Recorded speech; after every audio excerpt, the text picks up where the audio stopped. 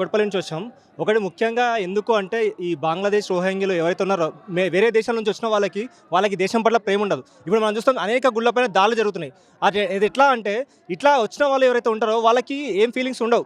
డబ్బు ఆశ చూపి ఇంకెవరైనా ప్రలోభపెట్టి వాళ్ళని మీరు గుళ్ళపైన అటాక్ చేయండి అంటే గుళ్ళపైన అటాక్ చేస్తారు. లేకపోతే ఇంకో క్రైమ్స్ అన్నీ చేస్తూ ఉంటారు. ఈ క్రైమ్స్ అరికట్టాలంటే ఫస్ట్ మెయిన్ ఏదైతే డేటా ఉందో ఆ డేటా నుంచి ఇల్లీగల్గా వచ్చిన వాళ్ళందరినీ కూడా పంపించేసేయాలి మనం. ఇక్కడ ఉంచితే ఇప్పటికే కాదు ఎప్పటికైనా అది మన దేశానికి మన రాష్ట్రానికి అందరికీ ముప్పే కాబట్టి వాళ్ళందరినీ ఒక ఇంటెలిజెన్స్ అనో ఒకరి దగ్గర నుంచో కాకుండా స్టేట్ గవర్నమెంట్ కూడా కోఆపరేట్ చేసి వాళ్ళు కూడా ఇట్లాంటి ఎంతమంది ఉన్నారో వాళ్ళందరినీ ఏరేసి వీళ్ళందరికీ ఇల్లీగల్గా ఆధార్ కార్డులు ఎవరు ప్రొవైడ్ చేస్తున్నాడో వాళ్ళని పట్టుకొని వీళ్ళని తీసేసి క్లీన్ చేస్తే తప్పితే మనం సేఫ్గా ఉండం. ఇది క్లీన్ అయ్యేంత వరకు ఇది కంటిన్యూ అవ్వాలి. క్లీన్ అవ్వనంత వరకు మనం ఎప్పుడు సేఫ్ కాదు. ఎవడో ఒకటి దాడి చేస్తున్నాడు, ఎక్కడో ఒకటి దాడి చేస్తున్నాడు, ఎంతమందిని ఐడెంటిఫై చేస్తాం, ఎంతమందిని పట్టుకున్నాం.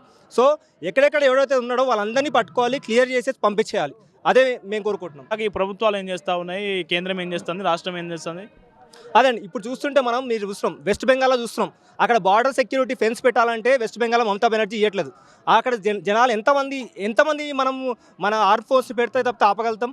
నడుచుకుంటూ వచ్చేస్తారు బార్డర్లు, ట్రైన్లు ఎక్కిసి వచ్చేస్తున్నామని చెప్తారు వాళ్ళే. కర్ణాటకలో చూసినాం మొన్న, కర్ణాటకలో వాళ్ళందరూ ఎత్తుకు పెడుతుంటే వాళ్ళే మేము బంగ్లాదేశ్ నుంచి వస్తామని చెప్తుంటే కూడా వాళ్ళు వీళ్ళు గవర్నమెంట్ మాత్రం ఓన్లీ 8,000 మంది ఉన్నారని చెప్తారు. వాళ్ళు లక్షల్లో వస్తామని చెప్తారు.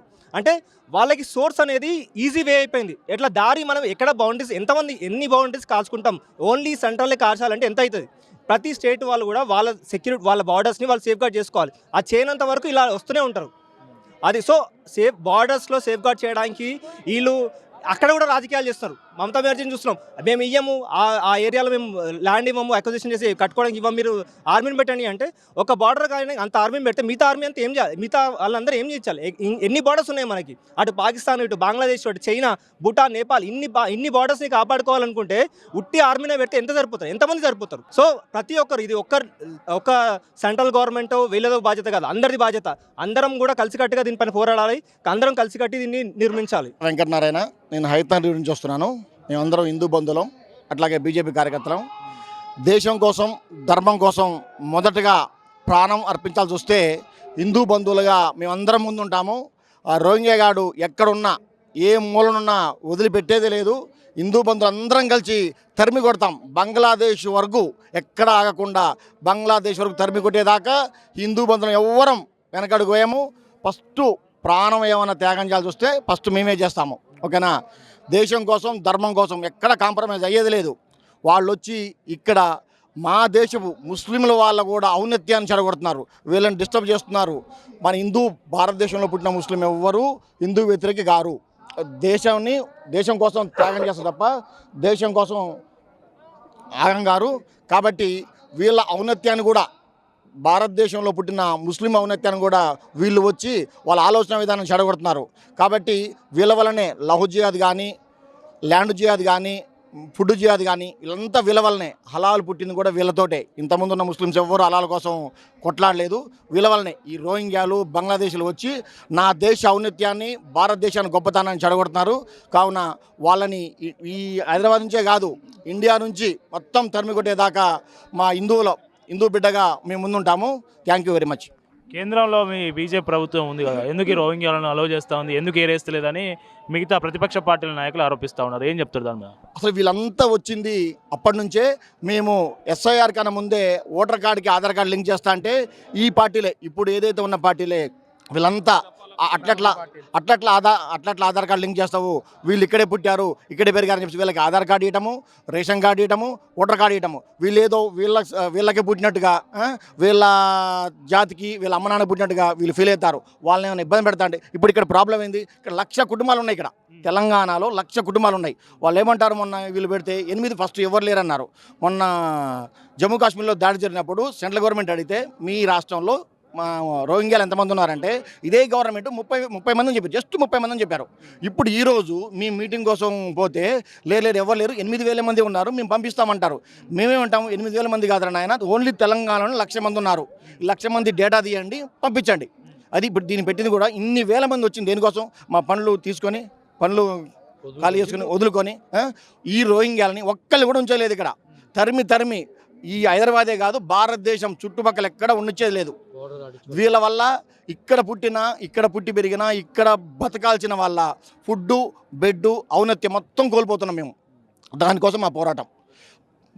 బ్రిటిష్ వాళ్ళతో ఎట్లయితే పోరాటం చేయాల్సి వచ్చిందో ఇప్పుడు కూడా ఈ రోహింగ్యాల గురించి, ఈ బంగ్లాదేశ్ల గురించి అంతటి పోరాటం చేయాల్సి వస్తుంది. భారతదేశంలో ఎక్కడ దాడులు జరిగినా ఫస్ట్ వాళ్ళే ఉంటారు. ఇక్కడ ముస్లిమ్స్ కూడా ఈ భారతదేశాన్ని వ్యతిరేకించరాలు. వాళ్ళు పుట్టించి వీళ్ళలో పాపం హిందూ మతానికి, ఈ ముస్లిం మతానికి, క్రిస్టియన్ మతానికి కొట్లాట్లు పెట్టేసి వాళ్ళలో మా మీద, ఈ భారతదేశం మీద వ్యతిరేకత కల్పిస్తున్నారు తప్ప ఇక్కడ ముస్లిమ్స్ మాకు వ్యతిరేకం కాదు, మేము వాళ్ళకి వ్యతిరేకం కాదు. ఎందుకు ఈ సమస్య ఎందుకు వచ్చింది అసలు? రోహింగ్యాలను ఎందుకు వచ్చారు ఇక్కడికి? వాళ్ళని వచ్చిన ప్రభుత్వాలు ఎందుకు ఉపేక్షిస్తూ ఉన్నాయి? కేంద్రంలో బీజేపీ వచ్చి 10 సంవత్సరాలు దాటిపోయింది. రాష్ట్రంలో గత 10 ఏళ్ళు బీఆర్ఎస్ ఉన్నది, ఇప్పుడు 2 ఏళ్ళన్నర నుంచి కాంగ్రెస్ ఉన్నది. ఏం చెప్తారు? వచ్చిన సమస్యలు ఏంటంటే ఈ రోహింగ్యాలు వచ్చి మొత్తము ఓటర్ బ్యాంక్ మారడమే ప్రధానమైన సమస్య. ఓటర్ బ్యాంకు మారడం వల్ల ఉన్న పార్టీలు వాళ్ళని ఏమీ అనలేకపోతున్నాయి. వన్ సైడ్ వేస్తారు వాళ్ళు. ఎప్పుడు వేసినా వన్ సైడ్ వేయడం వల్ల వాళ్ళకు మంచిగా ఎలక్షన్ల బెనిఫిట్ అవుతుంది కాబట్టి వాళ్ళు ఏం చేయలేకపోతారు. ఇప్పుడు ఈ పక్కకే ఉంటారు, అంటే మనకు ఒక 1/2 కిలోమీటర్ల దూరంలోనే ఉంటారు రోహింగ్యాలు. వాళ్ళ అన్ని బెనిఫిట్స్, మనకి ఏవైతే బెనిఫిట్స్ ఉన్నాయో, రేషన్ కార్డు ఉంటుంది వాళ్ళకు, ఆధార్ కార్డు ఉంటుంది, అన్నీ ప్రతి ఒక్కటి ఉంటుంది.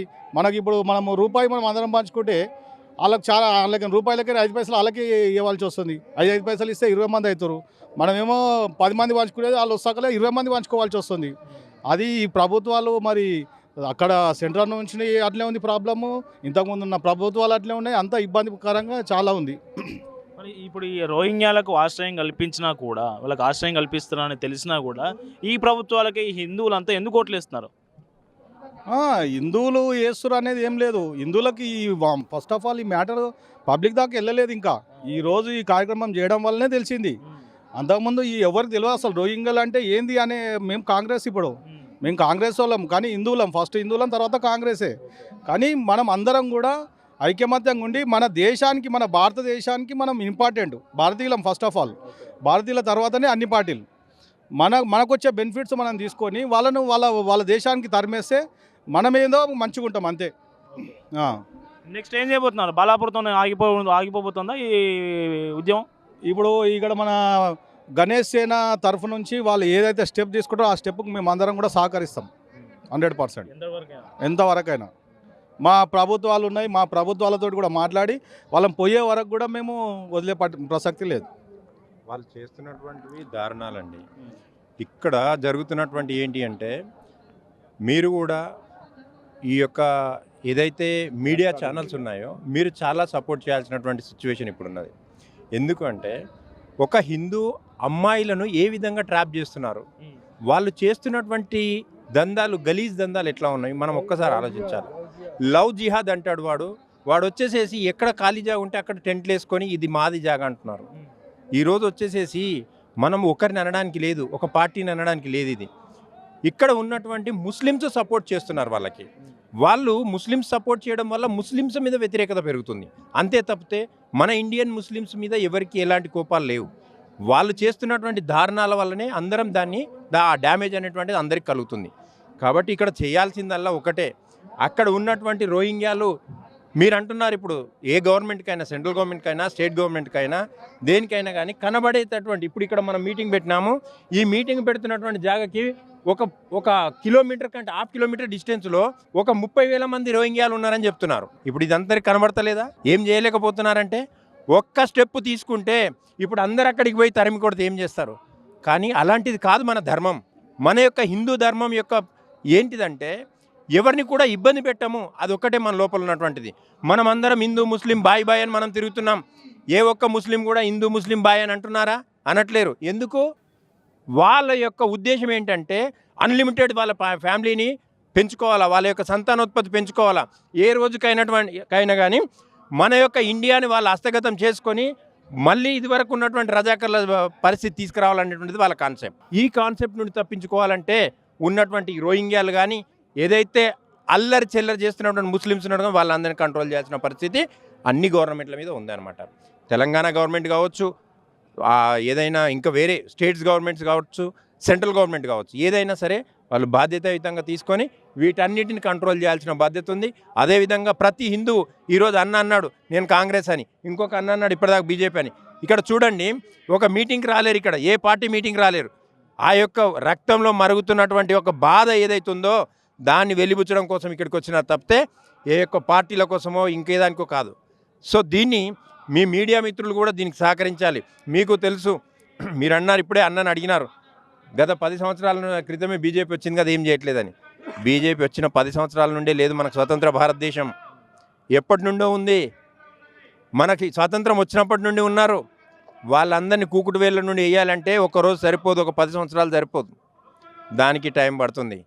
ఒక్కొక్క స్టేట్ చూస్తున్నారు, ఇప్పుడు కట్టర్ హిందువులు మాట్లాడుతున్నటువంటి స్టేట్స్ ఉన్నాయి. ఆ స్టేట్లలో ఒక్కొక్క స్టేట్లోకి తరిమి కొడుతున్నారు, వెళ్తూ ఉన్నారు.